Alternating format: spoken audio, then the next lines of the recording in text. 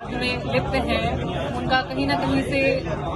Bharatiya Janata party के साथ संबंध है, तो ये भी अपने में एक बहुत शर्मसार करता है कि आप जिस तरीके की राजनीति कर रहे हैं और आप कभी धर्म के नाम पे, कभी जात के नाम पे, जो भी राजनीति इस समय चुनिंदा सरकार कर रही है, उसका ये साफ साफ सामने दिख रहा है कि किस तरीके से बच्चों के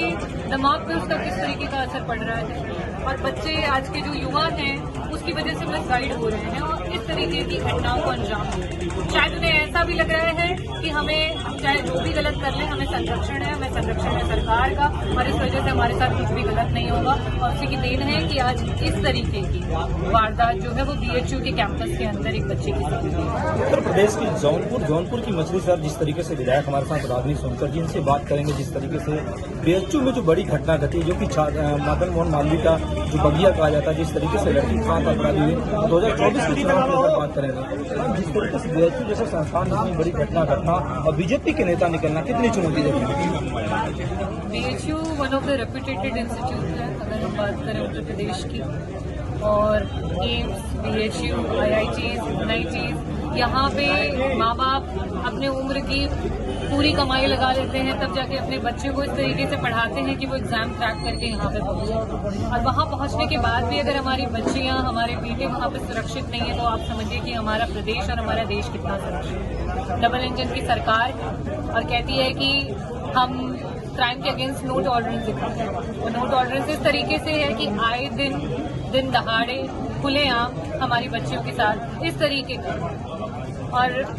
जो वारदात हो रही है वो बहुत ही शर्मसार है। जो भाजपा के नेता हैं, मैं मगर दूसरा कोई मतलब जिस तरीके से बुलडोजर योगी सरकार चले, उसको कैसे देखते हैं जो अपराधी में भाजपा के नेता? जी, जो रिपोर्ट्स के मुताबिक पता चला है कि जो भी इसमें संगीन अपराध में लिप्त हैं, उनका कहीं ना कहीं से भारतीय जनता पार्टी के साथ संबंध है, तो ये भी अपने में एक बहुत शर्मसार करता है कि आप जिस तरीके की राजनीति कर रहे हैं और आप कभी धर्म के नाम पे, कभी जात के नाम पे, जो भी राजनीति इस समय चुनिंदा सरकार कर रही है, उसका ये साफ साफ सामने दिख रहा है कि किस तरीके से बच्चों के दिमाग पे उसका किस तरीके का असर पड़ रहा है। और बच्चे आज के जो युवा हैं उसकी वजह से मिसगाइड हो रहे हैं और इस तरीके की घटनाओं को अंजाम दे रहे हैं। शायद उन्हें ऐसा भी लग रहा है कि हमें चाहे जो भी गलत कर ले, हमें संरक्षण है सरकार का, और इस वजह से हमारे साथ कुछ भी गलत नहीं होगा। और उसी की देन है कि आज इस तरीके की वारदात जो है वो BHU के कैंपस के अंदर एक बच्चे की साथ हुई। 2024 की क्या तैयारी में मछली शहर जौनपुर? देखिए, 2024 की तैयारी इंडिया अलायंस के तहत हो रही है। समाजवादी पार्टी के राष्ट्रीय अध्यक्ष अखिलेश यादव जी की लगातार मीटिंग चल रही है बाकी सारी पार्टियों के साथ। और अगर मैं मछली शहर की बात करूं कि पूर्वांचल जो है समाजवादियों का गढ़ है, और यहाँ लोगों के रग रग में ब्लड से ज्यादा समाजवादी विचारधारा बहती है, और लोगों ने अपनी कमर कस ली है, क्योंकि जनता जो है वो पूरी तरीके से परेशान है। चाहे वो बेरोजगारी से हमारे युवा परेशान हो, जिस तरीके से चाहे वो पिछड़ा, दलित और अल्पसंख्यक हो, आए दिन उसके जो